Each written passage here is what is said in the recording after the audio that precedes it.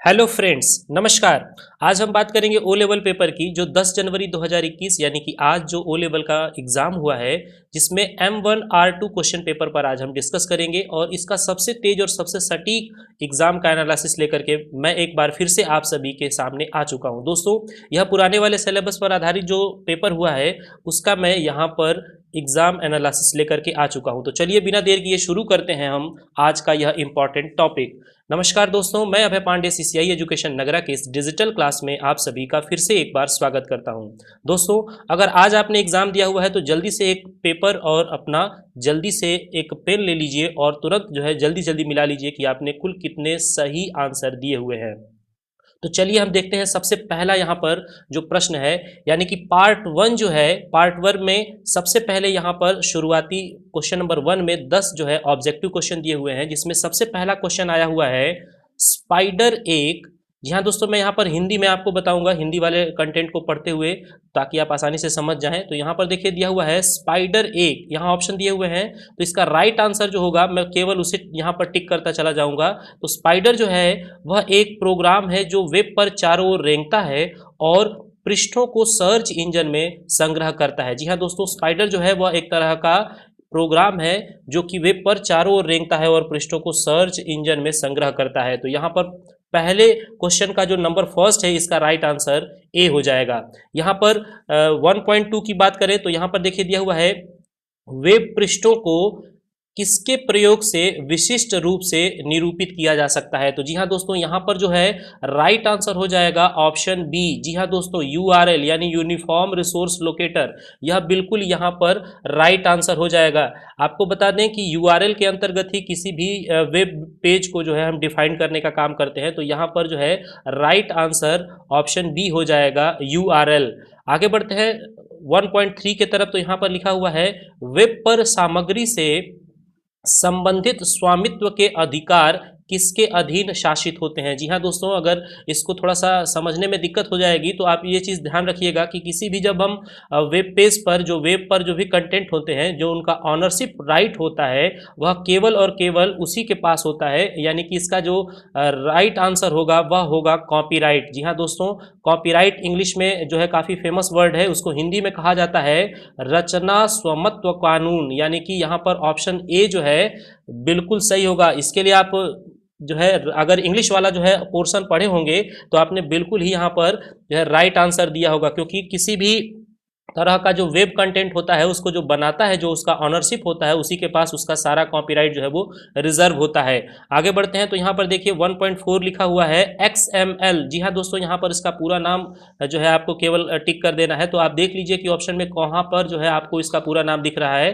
तो right answer इसका B हो जाएगा, एक्सपेंडेबल मार्कअप लैंग्वेज। जी हाँ दोस्तों, यहाँ पर ऑप्शन बी जो है वो बिल्कुल ही राइट हो जाएगा।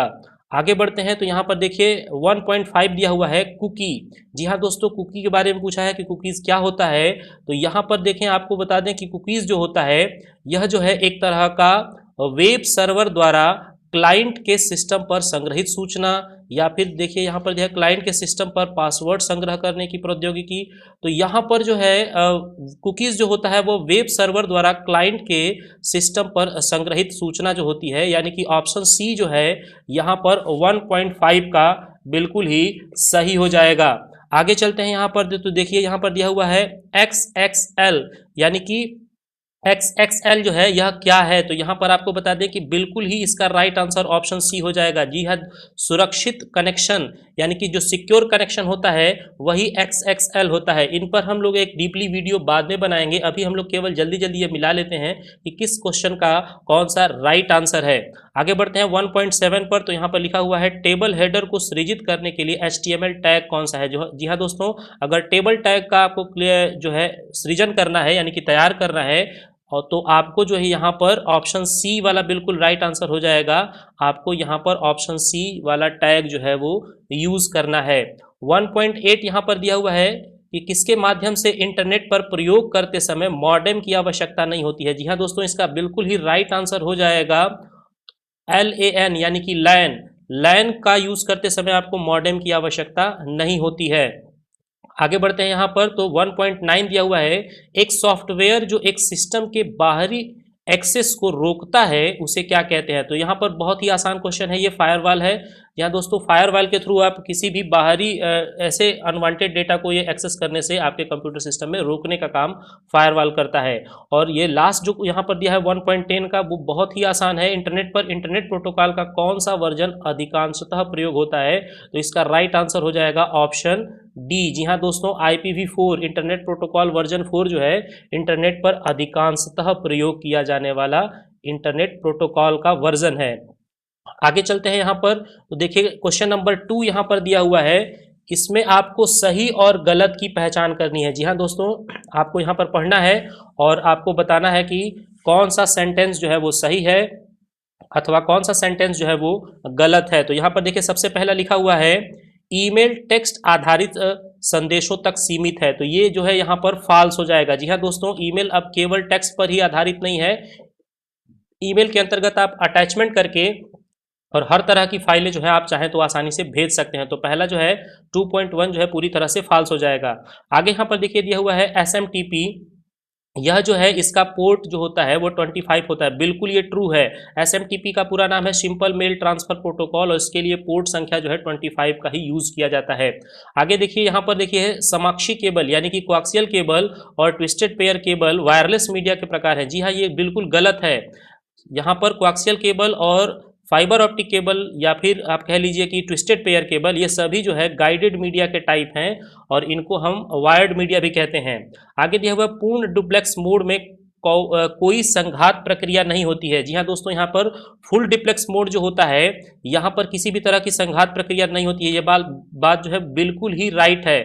आप लोगों को बता दें कि जो वॉकी टॉकी होता है उसमें जो है हाफ डुप्लेक्स होता है, क्योंकि वॉकी टॉकी के थ्रू जब बात की जाती है तो एक समय में एक ही पर्सन बोलता है और दूसरा पर्सन उस समय केवल सुनता है। और जब फुल डुप्लेक्स होता है तो वहाँ पर दोनों तरफ से सूचनाएं जो हैं वो आदान प्रदान हो सकती हैं। जैसे मोबाइल फ़ोन में आप बात करते हो तो एक ही समय में दोनों लोगों की सूचनाएं जो हैं वो आदान प्रदान हो सकती है।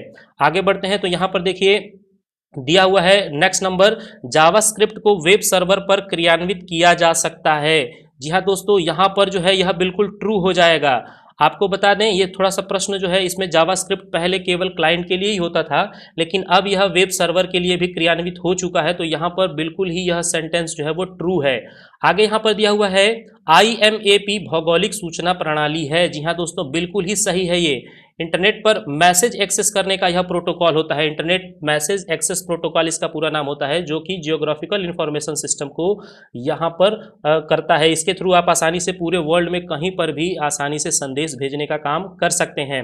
यह बहुत ही प्राचीन समय में प्रयोग होता था, यानी कि पुराना समय में इसका यूज़ किया जाता था। अभी जो है तमाम सारे ऐसे प्रोटोकॉल आ चुके हैं जो इंटरनेट पर टेक्स्ट के साथ साथ और भी इंफॉर्मेशन शेयर करने के लिए यूज़ किए जाते हैं। आगे देखिए दिया हुआ है 2.7, TCP पैकेट स्तर की विश्वसनीयता प्रदान करता है। तो ये बिल्कुल ही सही है। TCP यानी कि ट्रांसमिशन कंट्रोल प्रोटोकॉल जो है यह इंटरनेट पर सबसे इम्पॉर्टेंट प्रोटोकॉल होता है, जो कि आपको पैकेट लेवल की रिलायबिलिटी यानी कि विश्वसनीयता प्रदान करता है और यह जो है IP के साथ मिलकर के वर्क करता है। आगे बहुत ही खास यहाँ पर दिया हुआ है HTTP TCP का प्रयोग करता है और DNS UDP का प्रयोग करता है। यह भी वाक्य पूरी तरह से सही है। जी हाँ दोस्तों, यह भी ट्रू है। यहाँ पर HTTP जो है वो TCP का यूज़ करता है, जबकि DNS जो है डोमेन नेम सिस्टम जो है वो UDP का यूज़ करता है। आगे यहाँ पर देखिए दिया हुआ है LAN यानी कि लैन पर साइट को ब्लॉक करने के लिए फायरवॉल का प्रयोग किया जाता है। बिल्कुल हाँ दोस्तों, ये बिल्कुल ही सही है। अगर आप लोकल एरिया नेटवर्क का यूज़ करते हैं तो फायरवॉल का यूज़ करके और आप चाहें तो किसी भी साइट को ब्लॉक वगैरह भी कर सकते हैं। और नेक्स्ट यहाँ पर देखिए 2.10 का दिया हुआ है ARPANET विश्व का प्रथम परिचालनगत पैकेट स्विच नेटवर्क था। तो ये बिल्कुल ही सही है। दुनिया में सबसे पहली बार ARPANET यानी advance research project agency network जो है इसी को परिचालनगत पैकेट स्विच नेटवर्क का आधार माना जाता है। तो यहाँ पर यह जो है लास्ट ट्रू हो जाएगा। आगे बढ़ते हैं क्वेश्चन नंबर 3 पर। तो यहाँ पर X वाले कॉलम से जो भी सेंटेंस अथवा जो वर्ड दिए हुए हैं इनको आपको Y वाले कॉलम में मिलाने का काम करना है। तो यहाँ पर देखिए 3.1 दिया हुआ है, एक एप्लीकेशन जो एक वेब पेज से डाउनलोड किया गया हो और एक ब्राउज़र सॉफ्टवेयर द्वारा निष्पादित किया गया हो, यह हो जाएगा एप्लेट। जी हाँ दोस्तों, यहाँ पर बिल्कुल ही राइट आंसर हो जाएगा इसका एप्लेट। तो यहाँ पर आपको बिल्कुल कंफ्यूज नहीं होना है, 3.1 का हो जाएगा एप्लेट। आगे बढ़ते हैं तो यहाँ पर देखिए दिया हुआ है एक टेक्स्ट ओनली बेस्ड ब्राउजर कौन सा होता है। तो टेक्स्ट ओनली वेब ब्राउजर जो होता है वह यहाँ पर हो जाएगा लिनक्स। जी हाँ दोस्तों, लिनक्स जो है यहाँ पर बिल्कुल ही इसका राइट आंसर हो जाएगा। आगे देखिए दिया हुआ है कनेक्शन लेस प्रोटोकॉल। तो कनेक्शन लेस प्रोटोकॉल जो हो जाएगा वह हो जाएगा यहाँ पर यूडीपी। जी हाँ दोस्तों, यूडीपी जो है अभी हम लोग डिस्कस कर रहे थे, तो यूडीपी जो है वह एक तरह का कनेक्शन लेस प्रोटोकॉल हो जाएगा। आगे बढ़ते हैं यहाँ पे तो देखिए दिया हुआ है इंटरनेट ट्रांसफर प्रोटोकॉल का अर्थ है कि आप एक सुरक्षित वेब कनेक्शन के माध्यम से कार्य कर रहे हैं। तो सुरक्षित वेब पेज के लिए आपको जो प्रोटोकॉल यूज करना होता है वह होता है HTTPS। जी हाँ दोस्तों, तो यहाँ पर जो है HTTPS जो है हाइपर टेक्स्ट ट्रांसफर प्रोटोकॉल और सिक्योर होता है यह। तो यहाँ पर S का कॉन्सेप्ट सिक्योर से है, तो यहाँ पर 3.4 का जो राइट आंसर होगा यानी कि जो मैच कराना होगा वह बी हो जाएगा। आगे बढ़ते हैं तो 3.5 यहाँ पर दिया हुआ है ईमेल एड्रेस में आवश्यक होना चाहिए। तो जी हाँ दोस्तों, ईमेल एड्रेस के अंतर्गत @ जो है यह कंपलसरी होगा, और ईमेल एड्रेस में जो यूज़र का नाम होता है और जो सर्वर का नाम होता है, प्रोवाइडर का नाम होता है, उसे @ से ही अलग किया जाता है। आगे देखिए यहाँ पर दिया हुआ है नेक्स्ट ईथरनेट प्रौद्योगिकी। जी हाँ दोस्तों, ईथरनेट प्रौद्योगिकी के बारे में यहाँ पर दिया हुआ है, तो इसका राइट आंसर हो जाएगा, ईथरनेट प्रौद्योगिकी का राइट आंसर हो जाएगा CSMA। जी हाँ दोस्तों, CMSA/CD, यानी कि राइट आंसर जो है 3.6 का हो जाएगा C। तो यह जो है बिल्कुल ही राइट आंसर होगा। आगे बढ़ते हैं यहाँ पर तो 3.7 यहाँ पर दिया हुआ है, और यह दिया हुआ है प्रोग्राम कोड निःशुल्क उपलब्ध है। तो प्रोग्राम कोड जो निःशुल्क उपलब्ध है, निःशुल्क यानी कि फ्री ऑफ कास्ट, तो ऐसे प्रोग्राम कोड को हम बोलते हैं ओपन सोर्स। तो यहाँ पर राइट आंसर हो जाएगा ई। जी हाँ दोस्तों, ई जो है वह बिल्कुल ही यहाँ पर राइट आंसर हो जाएगा। 3.8 यहाँ पर दिया हुआ है OSI मॉडल का तीसरा लेयर कौन सा होता है। तो जी हाँ दोस्तों, OSI मॉडल यहाँ पर देखिए बिल्कुल ही सही लिखा हुआ है। OSI मॉडल जी होता है, यहाँ पर जी वाला यानी कि नेटवर्क लेयर जो है वो बिल्कुल ही सही हो जाएगा। यहाँ पर जी जो है राइट आंसर है। उसके बाद यह हुआ है IPv4 की लंबाई कितनी होती है। तो यहाँ पर भी जो लिखा गया है L यानी कि 32 बीट बिल्कुल ही सही है। जी हाँ दोस्तों, IPv4 की लंबाई जो होती है वह 32 बीट होती है। कल वाले पेपर में भी यह जो है क्वेश्चन पूछा गया था, तो यहाँ पर भी देखिए इसमें भी यह रिपीट हुआ है। अगर आपने कल वाला वीडियो देखा होगा तो जरूर यह जो है आपने राइट आंसर किया होगा। और यहाँ पर देखिए सबसे लास्ट यहाँ पर 3.10 दिया हुआ है अधिकतम डेटा अंतरण दर जो होती है उसको हम बैंडविड्थ कहते हैं। जी हाँ दोस्तों, मिनिमम डेटा दर से मैक्सिमम डेटा दर तक का जो होता है वो बैंडविड्थ होता है। तो बैंडविड्थ जो है मैक्सिमम डेटा जो है ट्रांसफर का रेट होता है, इसे हम बैंडविड्थ कहते हैं। तो यहाँ पर जो है आसानी से आप लोग मैच कर लीजिएगा। और दोस्तों आप कमेंट करके मुझे जरूर बताइएगा कि आपने कुल कितने सही सही क्वेश्चन जो है वो अटेम्प्ट कर रखे हैं। आगे बढ़ते हैं हम लोग क्वेश्चन नंबर 4 पर। तो यहाँ पर जो है आपको फिल इन द ब्लैंक करना है, यानी कि जो भी आपको रिक्त स्थान मिल रहे हैं उन रिक्त स्थानों में से यहाँ पर जो ऊपर शब्द दिए गए हैं उनमें से सबसे उपयुक्त शब्द जो है चुन करके और आपको लिखने का काम करना है। तो यहाँ पर देखिए सबसे पहला दिया हुआ है डेटा को पहचान अयोग्य रूप में परिवर्तित करने की प्रक्रिया को किस रूप में जाना जाता है। तो जी हाँ दोस्तों, यहाँ पर इसे इनक्रिप्शन कहा जाता है। तो यहाँ पर राइट हो जाएगा ई। जी हाँ दोस्तों, डेटा को पहचान अयोग्य रूप में परिवर्तित करने की जो प्रक्रिया होती है उसे इनक्रिप्शन के रूप में जाना जाता है। तो राइट आंसर यहाँ पर ई हो जाएगा। आगे यहाँ पर देखिए दिया हुआ है वेब सर्वर को इंटरनेट से जोड़ने के लिए किसका यूज करते हैं हम। तो एफ बिल्कुल राइट लिखा हुआ है यहाँ पे, यानी आईपी का। जी हाँ दोस्तों, आईपी यानी इंटरनेट प्रोटोकॉल का ही हम यूज करके वेब सर्वर को इंटरनेट से जोड़ने के लिए इसी एड्रेस की आवश्यकता यानी आईपी एड्रेस की आवश्यकता होती है। यहाँ पर 4.3 दिया हुआ है इंटरनेट पर प्रसिद्ध इंटरनेट फोन सेवा कौन सी है। तो यहाँ पर देखिए राइट आंसर ए हो जाएगा। जी हाँ दोस्तों, स्काइप जो दिया हुआ है वह बिल्कुल ही राइट आंसर होगा। स्काइप के थ्रू जो है आसानी से आप ये सबसे पुराना और सबसे प्रसिद्ध जो है इंटरनेट फोन सेवा स्काइप के नाम से जाना जाता है। नेक्स्ट यहाँ पर 4 दिया हुआ है कंट्रोल कनेक्शन और डेटा कनेक्शन का प्रयोग किसमें किया जाता है। तो आपको यहाँ पर ढूंढ लेना है कि सबसे राइट आंसर जो है वो कौन सा हो जाएगा, तो यहाँ पर डेटा को कंट्रोल भी करना है और डेटा कनेक्शन का प्रयोग भी करना हो, तो इसके लिए सबसे बेहतर होगा FTP। जी हाँ दोस्तों, FTP यानी कि राइट आंसर हो जाएगा यहाँ पर डी। तो FTP का यानी फाइल ट्रांसफर प्रोटोकॉल का आप यूज करके और डेटा का कंट्रोल कनेक्शन और डेटा का कनेक्शन आप आसानी से कर सकते हैं। नेक्स्ट यहाँ पर देखिए दिया हुआ है कंप्यूटर अपराध को किस रूप में, तो यहाँ पर बहुत ही आसान है, हैकिंग। देखिए यहाँ पर हैकिंग दिया हुआ है बी पे, तो राइट आंसर बी, यहाँ पर बी लिखा हुआ है, बिल्कुल ही राइट आंसर होगा। यहाँ पर देखिए थोड़ा सा कंफ्यूज करने के लिए एक और इसी तरह का शब्द दे दिया है हाईजैकिंग, तो यहाँ पर हाईजैकिंग नहीं होगा।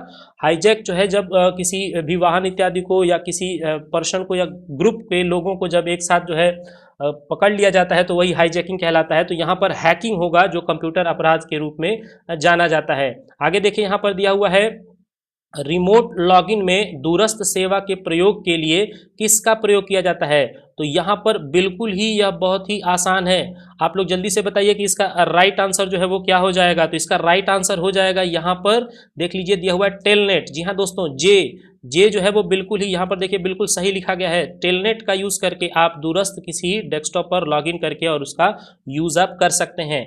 आगे देखिए दिया हुआ है आईपी एड्रेस का भाग जो इंटरनेट की पहचान करता है उसे हम सी, यानी देखिए यहाँ पर बिल्कुल सही लिखा है इन्होंने, नेट आईडी। जी हाँ दोस्तों, नेट आईडी जो होता है, इंटरनेट आईडी भी इसे कहते हैं, इसका यूज करके और आप किसी भी आईपी एड्रेस से नेटवर्क की पहचान कर सकते हैं। आगे देखिए यहाँ पर दिया हुआ है जेएसपी जो है इसको हम साइट स्क्रिप्टिंग लैंग्वेज है। यह किस तरह का साइट स्क्रिप्टिंग लैंग्वेज है, तो यहाँ पर इसके लिए हम लोग देखते हैं क्या है। जब जेएसपी जो होता है सर्वर यहाँ पर देखिए एच जो है बिल्कुल ही राइट आंसर हो जाएगा। यहाँ पर सर्वर के लिए यह जो है जेएचपी का यूज होता है। और यहाँ पर देखिए कंफ्यूज करने के लिए क्लाइंट भी ऑप्शन में दे रखा है, तो यहाँ पर राइट आंसर जो होगा वो सर्वर होगा। जी हाँ दोस्तों, जेएसपी जो होता है वो जावा स्क्रिप्टिंग के अंतर्गत जो है सर्वर के लिए स्पेशली तैयार किया गया है। और यहाँ पर आगे छोड़ा हुआ है लिखा है अनुक्रमणिका का उपयोग कर रहा है। अनुक्रमणिका यानी इंडेक्स होता है, तो इंडेक्स का उपयोग कर प्रक्रिया का प्रयोग कौन करता है, तो यहाँ पर जो दिया हुआ है ऑप्शन इसमें सर्च इंजन जो है वह इंडेक्स का यूज करता है और उसी के आधार पर जो है सूचनाएं आपके पास पहुंचाता है। तो यहाँ पर राइट आंसर जो होगा वह हो जाएगा के। और सबसे अंतिम जो यहाँ पर 4.10 दिया हुआ है वह लिखा हुआ है संचित या सुरक्षित किए जाने वाले सॉफ्टवेयर डेटा या अन्य सामग्री के संग्रहण भंडार को किस रूप में जाना जाता है, तो यहाँ पर देखिए यहाँ पर दिया है संचित यानी कि जो सेव करके रखा गया डेटा है सॉफ्टवेयर के अंतर्गत वह किस रूप में जाना जाता है, तो यहाँ पर इसका राइट आंसर अर्चीव होगा। देखिए अर्चीव कहीं लिखा हुआ है, आपको अर्चीव का यूज करते हैं, तो यहाँ अर्चीव लिखा नहीं है, उसको हिंदी में कहा जाता है आर्काइव। तो यहाँ पर एल जो है बिल्कुल ही राइट आंसर हो जाएगा। जी हाँ दोस्तों, अर्चीव यहाँ पर राइट आंसर है। आप जो है यहाँ पर अपने इंग्लिश वाले में भी पढ़ लीजिएगा, वहाँ अचीव लिखा होगा, तो यहाँ पर जो है राइट आंसर एल हो जाएगा। तो आई होप कि आप लोगों ने अपना पूरा का पूरा आंसर जो है मिला लिया होगा और आपने जो है देख लिया होगा कि कितना आपने सही किया हुआ है। आप अपने कमेंट सेक्शन के अंतर्गत आकर के नीचे जरूर बताइएगा कि आपने कुल कितना क्वेश्चन जो है वो सही अटेम्प्ट किया है। दोस्तों अगर आप हमारे चैनल पर नए होंगे तो चैनल को सब्सक्राइब कर लीजिएगा, बेल आइकन दबा लीजिएगा ताकि नए वीडियो के नोटिफिकेशन आपको मिलते रहें। वीडियो अच्छा लगा होगा तो वीडियो को शेयर करिएगा और वीडियो को लाइक करना मत भूलिएगा। मिलते हैं अगले वीडियो में, तब तक के लिए आप लोग स्वस्थ रहिए, तैयारी करते रहिए और मिलते हैं कल के एग्जाम के साथ।